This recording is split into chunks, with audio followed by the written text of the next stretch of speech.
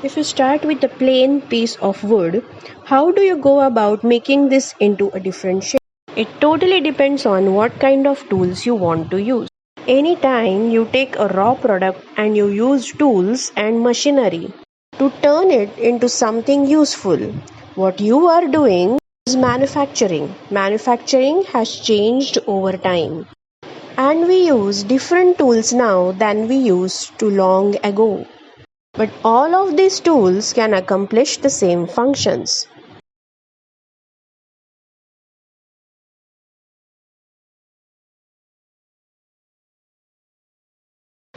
Imagine that you are a small business owner that started a successful bakery several years ago. You specialize in making muffins. A friend from college has approached you about partnering up to bring your muffins to the national market. It sounds like a great opportunity, and you and your friend form a new company. You obtain financing to build an industrial bakery to mass produce your muffins. However, before you complete construction, you need to figure out what production process you will use to make the muffins. A production process is the method you will use to turn inputs into muffins to sell. Inputs include raw materials such as flour, sugar, oil, yeast, fruit, and other ingredients you use for making muffins. The production process is the manner in which you organize your muffin making activity. You have more than one production process from which to choose. One option is to use mass production to produce your muffins. Mass production allows you to make massive amounts of muffins in a very efficient manner, utilizing machinery, assembly lines, and specialized labor. Each employee will be assigned a specialized task. You will have employees that are responsible for putting the ingredients into industrial mixer and employees responsible for monitoring the baking process. You will also have employees who monitor the quality of the muffins as they leave the ovens and employees who package the muffins. Other employees will transport the packaged muffins to your shipping department for distribution to your retailers. This is a type of flow production where all production activities flow smoothly in one direction throughout the factory. Since you are operating a bakery, the batch production process looks appealing. In batch production, you focus on producing a set quantity of one product at a time. A batch production of blueberry muffins followed by a batch of apple cinnamon muffins, and you can then produce your chocolate chip and chocolate chip muffins too. Alright, so this bakery which you have started is actually utilizing the raw materials from the primary sector, and it is getting converted into batches of muffins, that is into finished products in the secondary sector. Let's move ahead on the next slide.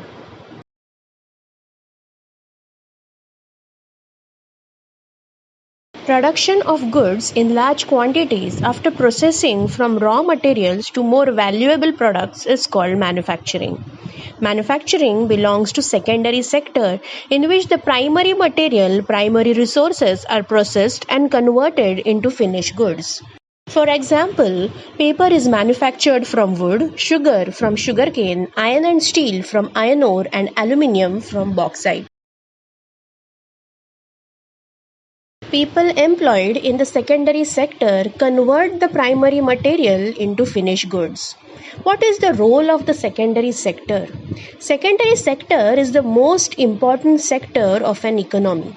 It generates more employment in the economy and helps in improving the standard of living and per capita income of the people rapidly. Manufacturing sector is considered the backbone for economic development of the country. The secondary sector forms a substantial part of GDP. It creates values, that is goods, and it is the engine of economic growth and is crucial for all developed economies. Although the trend in most developed countries is the predominant tertiary sector. Manufacturing is an important activity to promote economic growth and development. Nations that export manufactured products tend to generate higher marginal GDP growth, which supports higher incomes and marginal tax revenues needed to fund the quality of life initiatives such as healthcare and infrastructure in the economy. The field is an important source for engineering job opportunities. Among developed countries, it is an important source of well paying jobs for the middle class to facilitate greater social mobility for successive generations on the economy. Let us revise points of importance of manufacturing. It is a sector which is considered the backbone for economic development of a country. Manufacturing industries help in modernizing agriculture. In return, agriculture provides jobs in secondary and tertiary sector. It helps in eradication of unemployment and poverty as people are getting jobs in the secondary sector, manufacturing sector. Export of manufactured goods expands trade and commerce and brings in much needed foreign exchange as the value of the finished goods is much higher than the raw material which is sold in the market. It helps in prospering the country by giving boost to the economy. Agriculture and industry are not exclusive of each other. They move hand in hand. For instance, the agro industries in India have given a major boost to agriculture by raising its productivity. They depend on the latter for raw materials and sell their products such as irrigation pumps, fertilizers, insecticides, pesticides, plastic and PVC pipes, machines and tools to the farmers. Thus, development and competitiveness of the manufacturing industry has not only assisted agriculturists in increasing their production but also made the production process very efficient. Let's take one more example. The agriculture sector and livestock industry are interlinked. Together, they create ample job opportunities for the population. When the agriculture sector employs people for agricultural production, the livestock industry does it for producing and selling animal products. Since both these industries need to function through a chain of ancillary support such as warehouse and logistics, it helps in generating employment for the people. For those who want to have their own business, they can also work as a mediator, that is a middleman between the local farmers and industry wholesale dealers. So, when the focus is shifted towards development of agriculture, naturally it boosts the small scale industries situated in the vicinity of that area. As it involves a lot of operations, it would eventually mean the development of roads, storehouses, packaging units, and transportation services, thus adding to the development of new infrastructure. Agriculture helps to produce raw materials that are required by other industries. Processing of these raw materials helps in manufacturing products for several uses. Most of the primary products that are required in industries are obtained from agriculture sector. That is what we have said. For example, the refined quality cotton dresses which you purchase from the mall get their basic material from the farm. When the raw material is available in abundance, the country can become a primary exporter of the products and generate a good income. As the international market is very dynamic and since the price for raw material is constantly fluctuating, developing countries have now started focusing on the export of manufactured goods to increase the percentage of foreign income. Agriculture sector can assist to contribute significantly in generating capital income for a country in many ways. For example, when there is a surplus demand for the raw material, it will in turn lead to the production of more goods, supporting industrialization and increasing employment.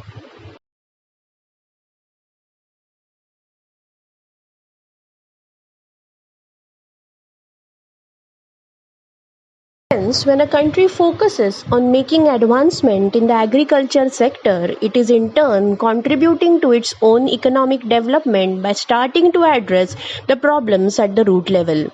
Giving significance to the issues at the base level can help to cut down the obstacles in the later stages and also boost income for an economy.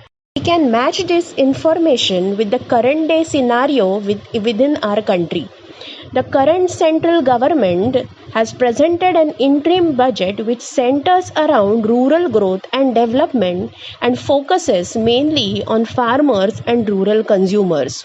A rapidly growing rural economy is likely to have a stronger impetus on India's growth story.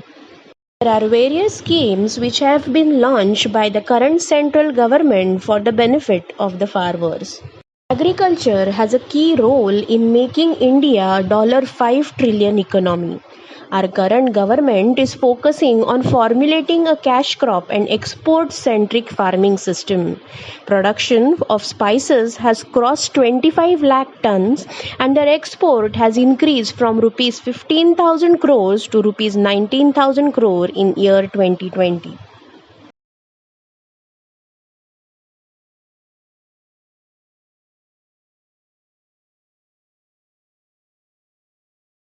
So now quickly let us revise our points regarding agriculture. Agriculture and industry are not exclusive of each other. They go hand in hand. Agro industries provide a major boost to agriculture by raising its productivity. Raw material from the primary sector, that is from agriculture, is sold off to the agro industries. For example, cotton is sold off in order to produce textiles, and there are various other industries which are providing their material to agricultural sectors like irrigation pumps, fertilizers, insecticides, pesticides, plastic and PVC pipes, machines and tools.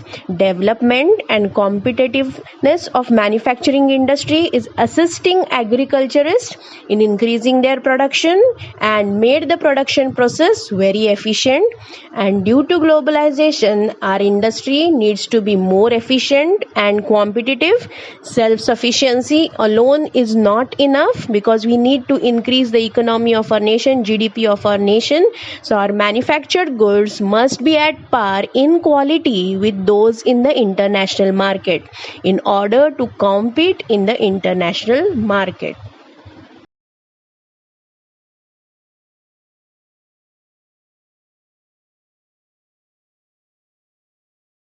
Now let us find out the factors which affect the location of an industry and the 5 bases on which industries are classified. Industrial locations are complex in nature. They are influenced by various factors. For ease of convenience, we can classify the location factors into 2: geographical factors and non-geographical factors. Let us look into geographical factors first. First one in the geographical part is the raw material. Raw materials are one of the most important factors in an industrial location. The mere location of industries itself may be determined by the availability or location of the raw material. Can you think of any example?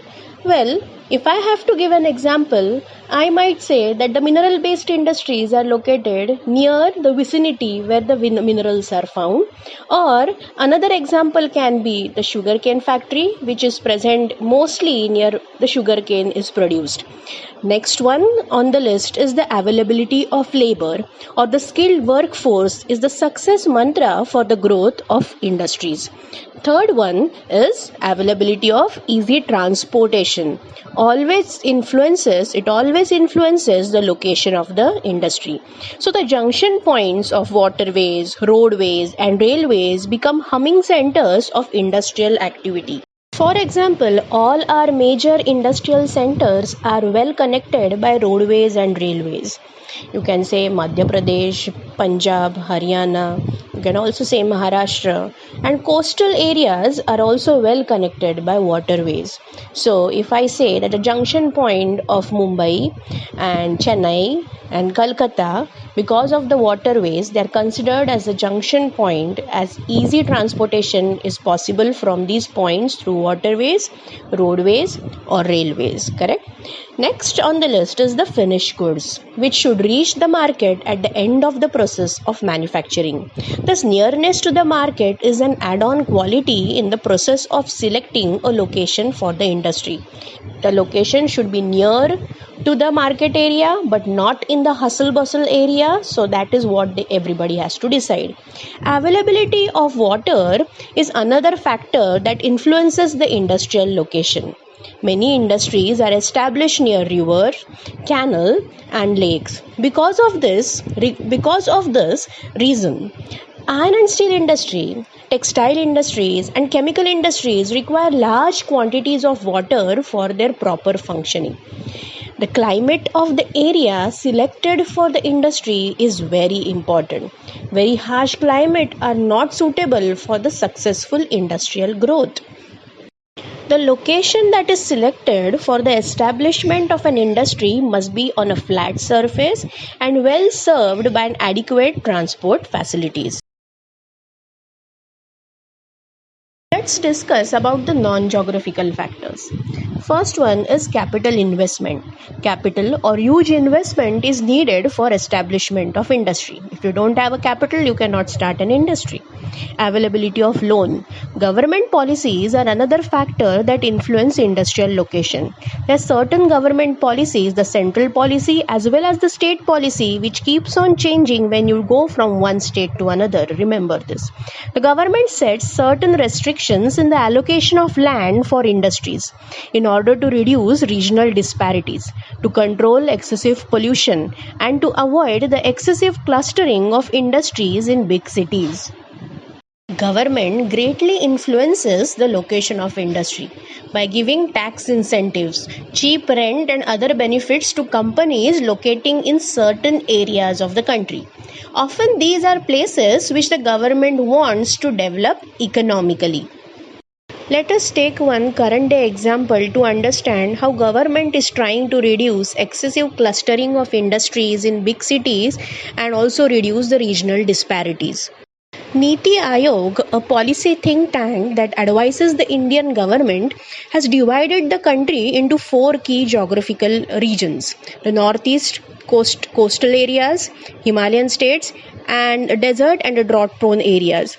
In the long neglected northeast states, the think tank proposes ramping up infrastructure while also bringing connectivity to neighboring countries such as Myanmar. The proposed development plan, which is there for the northeastern states, is the development of horticulture industry. If I take one example from this northeastern state, then if I say Meghalaya, which grows turmeric in Jaintia Hills, is considered best in the world. So here horticulture development can be done and this turmeric production can be converted into a fine finished product which can be sold off in an international market. Meghalaya, again, which is endowed with rich natural resource base of coal, limestone, uranium and granite, where the state offers immense investment opportunities in this sector too. Location that has better banking facility and insurance are also best suited for the establishment of industries. So, it is rarely possible to find all these factors available at one place. Consequently, manufacturing activities tend to locate at the most appropriate place where all the factors of industrial location are either available or can be arranged at a lower cost. In general, it should also be noted that both lower production cost and lower distribution cost are the 2 major factors while considering the location of an industry. Sometimes the government provides incentives like subsidized power, lower transport cost, and other infrastructure so that industries may be located in backward areas. Let's revise our points for industrial location. Industrial locations are complex in nature. They are influenced by availability of raw material, labor, capital, power, and market. Most of the manufacturing industries are located near the cities. Industrialization and urbanization go hand in hand. Cities provide market and also provide services such as banking, insurance, transport, labor, consultants, and financial advice to the industry. Many industries tend to come together to make use of the advantages offered by the urban centers known as agglomeration of economics. Let's understand the term agglomeration. It is an economic term used to refer to the phenomena of firms being located close one to another. It is actually a theory where businesses and resources can take advantage of number of efficiencies by being located close to one another. That is, efficiencies, that is various departments or teams or various small scale industries which are located near to each other, so they can take the advantage of these industries. So time is not wasted, money is not wasted in transportation, and all the work can be done in that cluster itself. In the pre-independence period, most manufacturing units were located in places from the point of view of overseas trade, such as where were these industries located, such as Mumbai, Calcutta, Chennai. Consequently, there emerged certain pockets of industrially developed regions or centers surrounded by huge agricultural rural hinterland. Manufacturing activity tends to locate at the most appropriate place where all the factors of industrial location are either available or can be arranged at a lower cost. That is, lower production cost, lower distribution cost, which are the two important factors while considering the location of industry. Government's incentives like the subsidized power, lower transport cost, and other infrastructure, so that the industries may be located in the backward areas.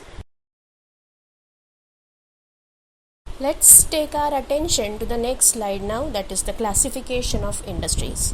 Industries are classified under broad 5 heads: raw material, main role of the industry, capital investment, ownership, and bulk and weight of raw material and finished goods. Under the head of raw material, industries are classified as agro-based industries, mineral-based industries, forest-based industries, and marine-based industries. Under the main role, they are classified as basic or key industries and consumer industries. Under the capital investment, they are classified as large-scale industries based upon the capital which they put in formation of the industry. So it's the large-scale industry, small-scale industry, and cottage industries. Based upon the ownership, industries are classified as public, private, joint, and cooperative industries. And based upon the bulk and weight of raw material and finished goods, they are classified as heavy and light industries. Let's discuss about this on the next slide. Under the classification of industries, first group of industries is based upon the raw material, that is source of raw material. So these industries are agro-based industries and mineral-based industries. In our chapter, we are going to focus on these two, that is agro-based and mineral-based, which are based on raw materials. So agro-based industries are coffee, cotton, edible oil, rubber, woolen, sugar, tea, jute, and textile. And mineral-based industries are iron and steel, cement, petrochemicals, machines and tools, and aluminium.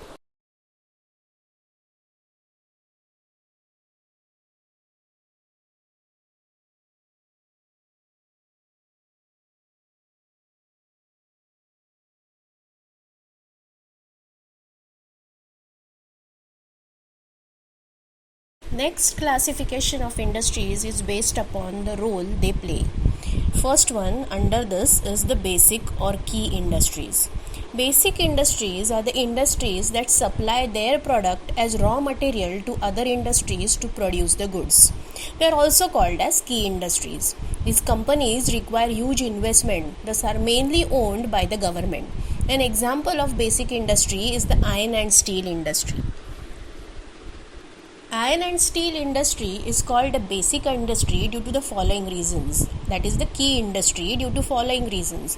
All industries, whether heavy, medium or light, depend on it for the machinery. Thus it provides base to other industries. Steel is required for manufacturing variety of engineering, construction and defense goods. Other examples of basic or key industries are copper smelting and aluminium smelting industry. The next industry under the same classification is the consumer industries. These industries produce goods for direct use by consumers. For example, sugar, toothpaste, paper, sewing machine, fans, etc. Next classification of industries is based on the basis of capital investment. So, the industries which fall under this are large, small scale and cottage industries. Large scale industries refer to those factories that combine at least three characteristics: use of machinery, employment of wage labor, and application of regulatory measures such as the Factory Act or a Dispute Act. Small scale industry is defined with reference to the maximum investment allowed on the assets of a unit. This limit has changed over a period of time. At present, the maximum investment allowed is rupees 1 crore. That is the amount which is mentioned in our CBSE textbooks. Small scale industries produce goods with mechanized equipments partially or fully. That is, some parts of the goods may be produced with the help of human labor and some parts may be produced with the help of machines. Small scale industries are mostly located in urban centers as separate units. Cottage industry mainly use traditional techniques of production or simple methods of production activities which are mostly non-mechanized and are performed primarily with the help of household workers or farm laborers. Normally, it is associated with agriculture and provides subsidiary employment in rural areas. It can be in an urban area too, but very few cottage industries are found in the urban section. Mostly they are found in the rural areas. There is no minimum or maximum investment limit which is defined for the large scale industries. Next classification of industries is based on the basis of ownership. First one is the public sector, which is owned and operated by government agencies. Example of such type of industries is BHEL and SAIL, that is Bharat Heavy Electricals and Steel Authority of India. Bharat Heavy Electricals Limited is owned and founded by the Government of India. It is an engineering and manufacturing company based in New Delhi, and it was founded in the year 1964.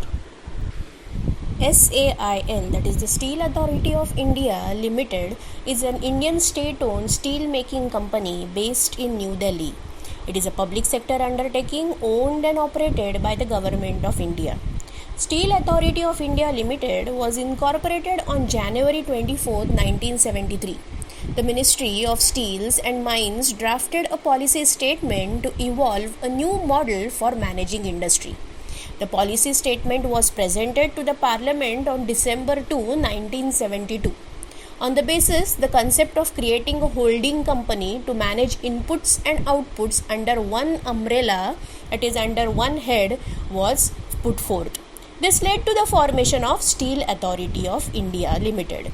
The company was made responsible for managing 5 integrated steel plants which were at Bhilai, even today, Bokaro, Durgapur, Rourkela and Burnpur, the alloy steel plant and the Salem steel plant. Today, it is the leading steel making company in India. Company is fully integrated iron and steel maker, producing both basic and special steels for domestic construction, engineering, power, railway, automotive and defense industries, and for sale in export markets too. Next is the private sector industries, which are owned and operated by individuals or group of individuals. The first example under this is TISCO, Tata Iron and Steel Company Limited. It was founded in the year 1907 by Jamshedji Tata. Its headquarters is in Kolkata, West Bengal. Tata Steel Limited, formerly known as Tata Iron and Steel Company Limited, is an Indian multinational steel making company and a subsidiary of the Tata Group. It is one of the top steel producing companies globally with an annual crude steel deliveries of 27.5 million tons and the second largest steel making company in India with an annual capacity of 13 million tons after SAIL, that is SAIL. Tata Steel operates in 26 countries with key operations in India, Netherlands and United Kingdom and employs around 80,500 people. Its largest plant is located in Jamshedpur and Jharkhand.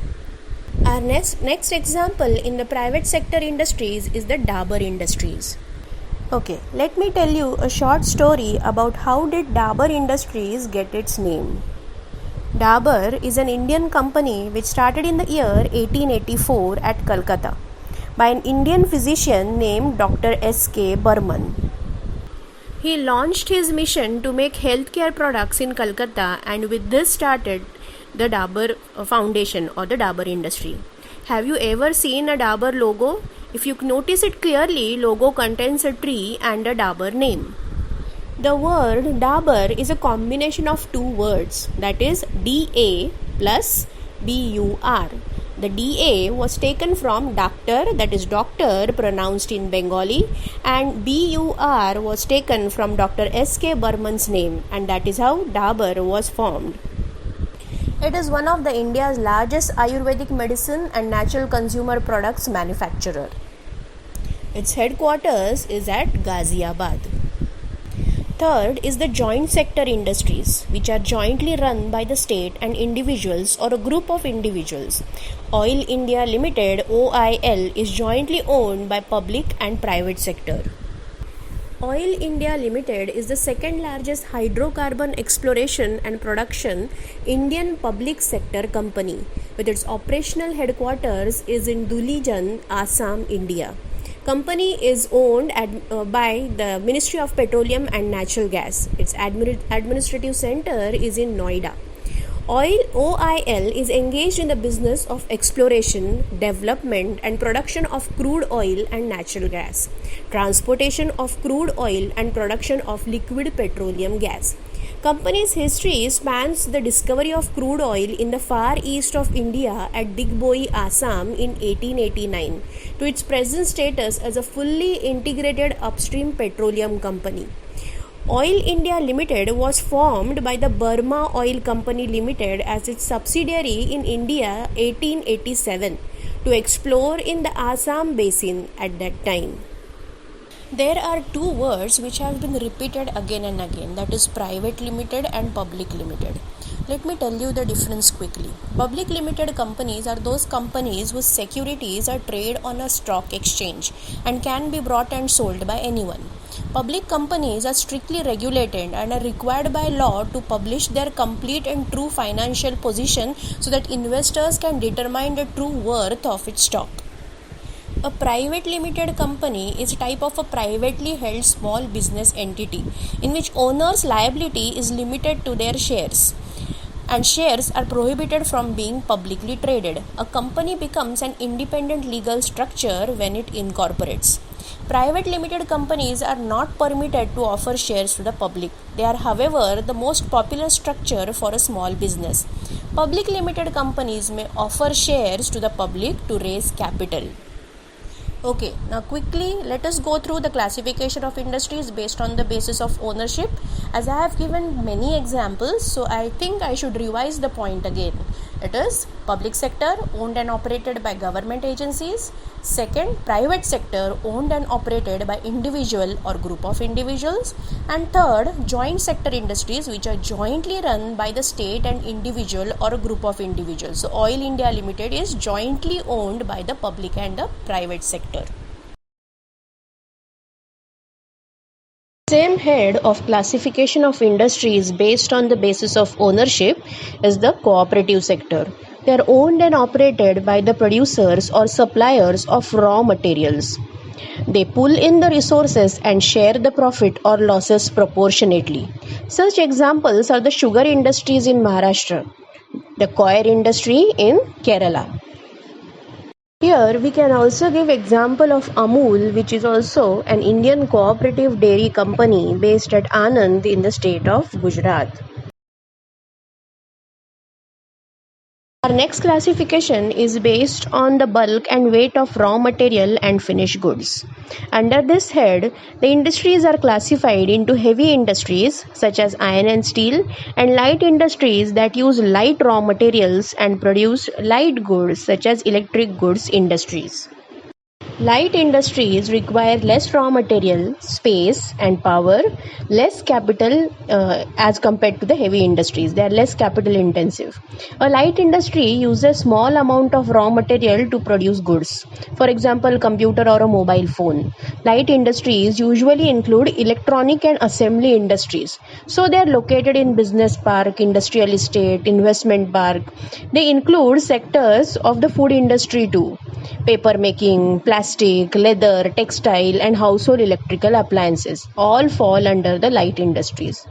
Although they usually cause little pollution, particularly compared with the heavy industry, some light industries can cause significant pollution or risk of contamination.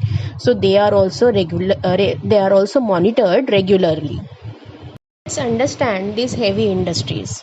They essentially involve large and heavy products, large and heavy equipments and facilities such as large, huge machine tools, huge buildings, and large scale infrastructure or complex or numerous processes.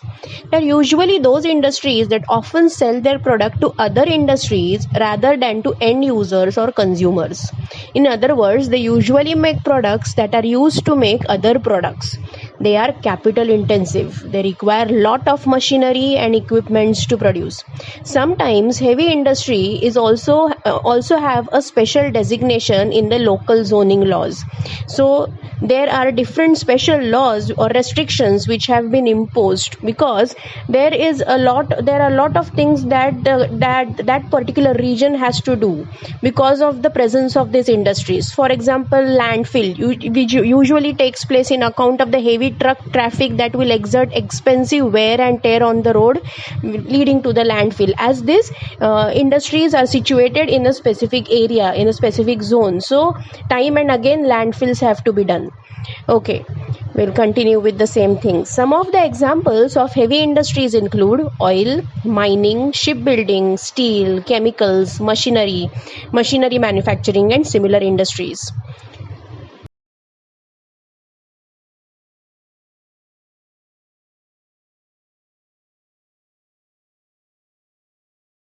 After understanding classification of industries, we are going to move our attention to agro-based industries.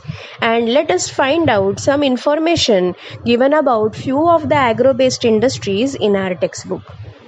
Agro-based industries obtain their raw material from agricultural products, for example, textile, cotton, jute, silk, and woolen, rubber, sugar, coffee, tea, and edible oil. First in the list of agro industry which we are going to discuss is the textile industry. It occupies unique position in the Indian economy because it contributes significantly to industrial production, employment generation, and foreign exchange earning. It is the only industry in the country which is self-reliant and complete in the value chain, that is from raw material to the highest value added products. Now remember, all the diagrams which are there in the manufacturing industries. Now first one is in the slide about the textile industry. You have to remember the process as it is asked in the exam, and you have to fill some of the boxes which are given in the production process.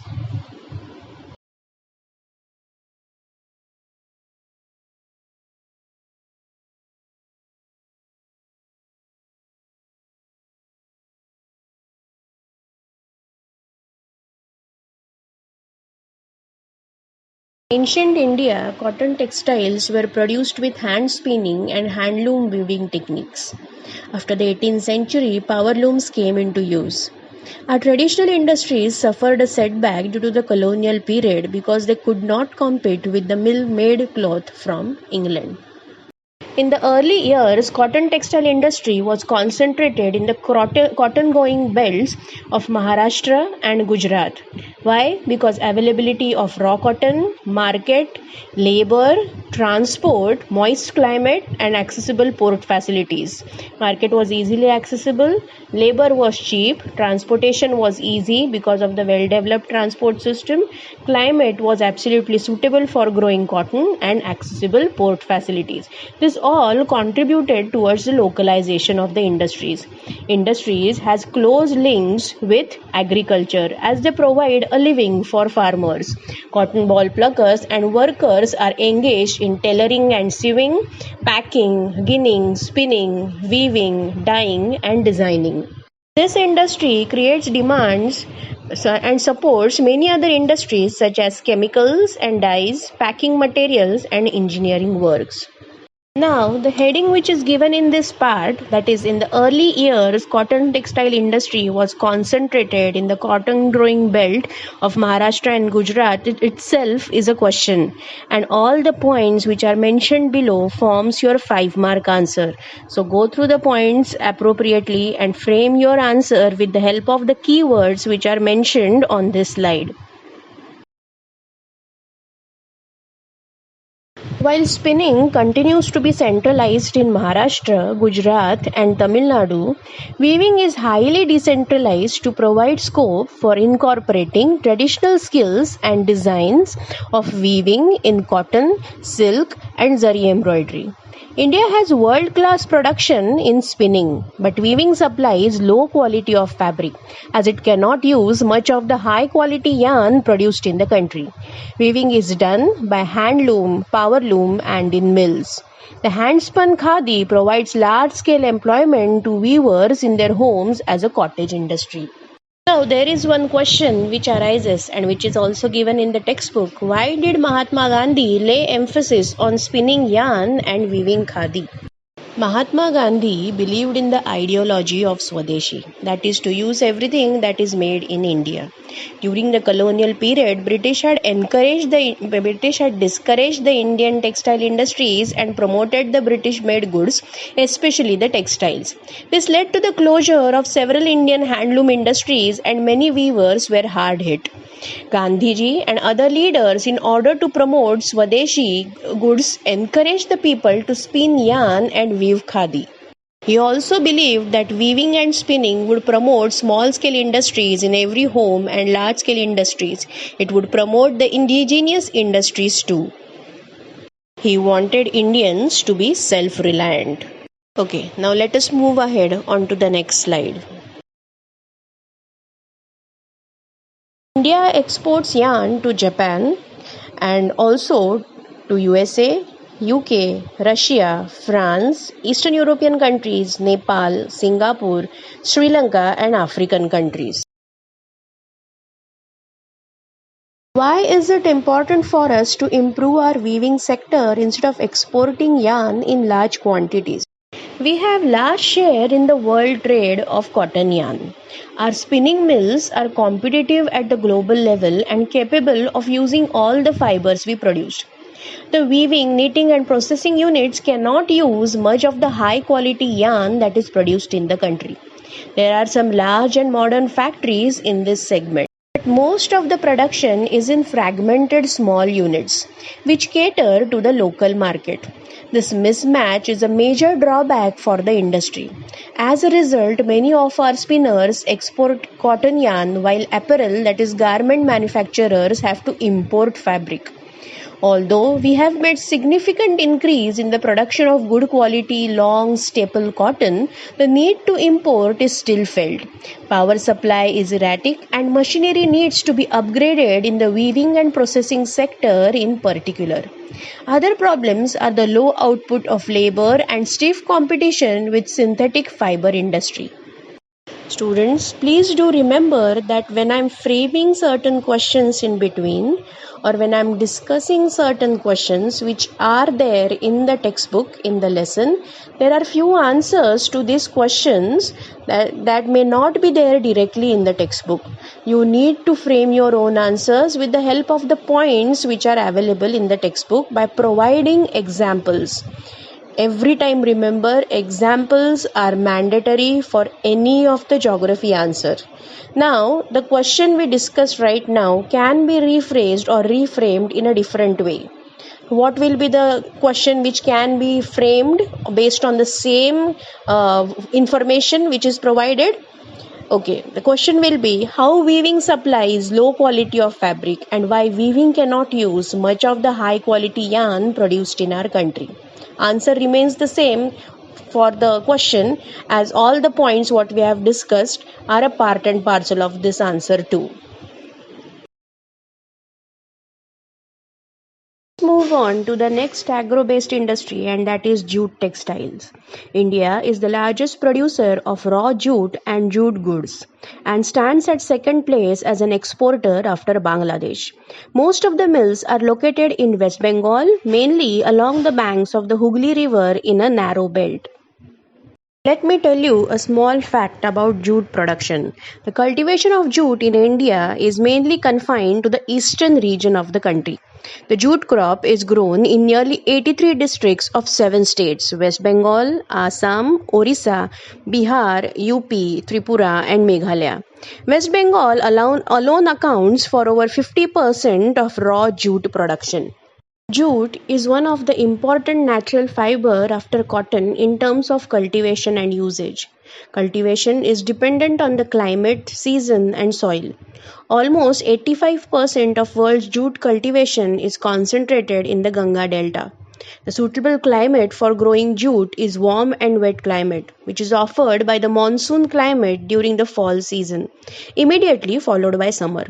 Temperature ranging to more than 25% degree and relative humidity of 70 to 90% are favorable for successful cultivation. Jute requires 160 to 200 centimeters of rainfall weekly with extra needed during the sowing period. Thus, river basins of alluvial or loamy soils are best suitable for jute cultivation. So, as I have mentioned, river basins or alluvial or loamy soil is best suited for jute cultivation. This fertile geographic region is shared by both Bangladesh and India, mainly West Bengal because it is the fertile Ganga Delta plain.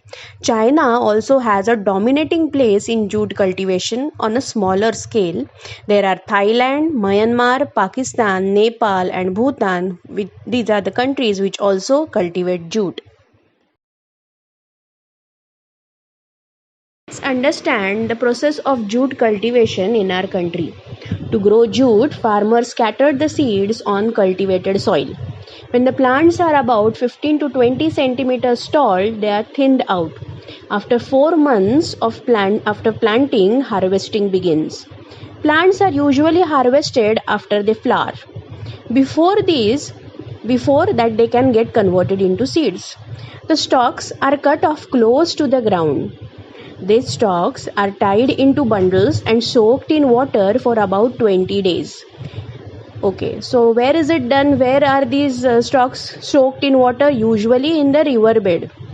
This process softens the tissues and breaks the hard bond between the inner fibrous material and inner woody fiber stick. And this process permits the fiber to be separated. Now, these fibers are removed from the stalk in long strands and washed in clear running water. Then they are hung up or spread on thatched roofs to dry. After 2 to 3 days of drying, fibers are tied into bundles. The whole process is shown in the form of a picture on this particular slide. So when they are washing this fiber and also when they are soaking this particular crop, this plant in water for 20 days, so they do it near the riverbed, that is the water body itself.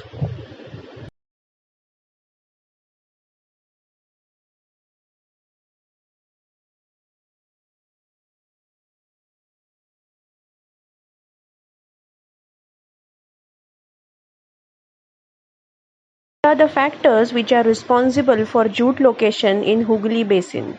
Proximity of the jute producing area, that is nearness of the jute producing area, inexpensive water transport, supported by good network of railways, roadways and waterways to facilitate the movement of raw material to the mills, abundant water for processing raw jute, cheap labor from West Bengal and adjoining states of Bihar, Odisha and Uttar Pradesh, Kolkata as a large urban center which provides banking, insurance and port facilities for export of jute trade. This let's understand what are the challenges faced by the jute industry. First one is stiff competition from substitutes. Jute industry is largely an export-oriented industry. Prior to independence, India had a virtual monopoly in raw jute and manufacturing. Not only countries like Bangladesh, Philippines, Japan and Brazil have come out as a stiff competitor, but use of paper, cloth and plastic as a substitute for jute goods is badly affecting the export market. Second one is lack of modernization of plants and machinery. Jute industry is faced with the problem of obsolete and worn out plant and machinery. This hampers the quality and quantity of jute manufacturing. So, most of the work is done by labor intensive technology, that is with the help of laborers. So now most of the jute mills in India are absolute, that is they are not functioning appropriately. Next one is high prices. Jute industry quotes very high prices due to this faulty machinery, because most of the work is done by hand. So this existing inefficient and uneconomic units are not fetching any money. So labor which is working with their own hands and they're consuming lot of time in order to prepare this good fiber. So definitely they are going to quote high price for this jute. So it's creating a problem again in the industry, as unreliable supply of raw jute for the mills, because there is no reliability. Sometimes it is they require 100 bags of jute, sometimes they require 50 bags of jute. So there is an unreliable market. A sizable number of jute mills are not at all making profit and they are losing out in the market. As I've mentioned earlier, that high prices and unreliable supply, so fluctuating production is the next point. The production of jute manufacturing has been fluctuating from year to year.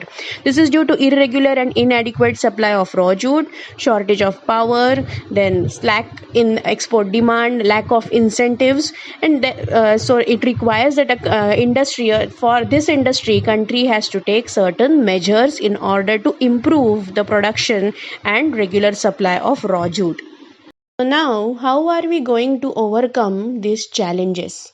Well, we have NCJD, that is National Center for Jute Diversification, which was established in 1995, has also played an important role for increasing market for jute, as well as NGP, that is the National Jute Program, which was started few years ago with the help of government, and UNDP, that is United Nations Development Program, has given a major boost to jute industry. Internal demand has been on the increase due to the government policy of mandatory use of jute packaging. To stimulate the demand, product needs to be diversified. Another thing is that the growing global concern for environment-friendly biodegradable material has once again opened up the opportunity for jute products. The main market for jute industry is USA, Canada, Ghana, Saudi Arabia, UK and Australia.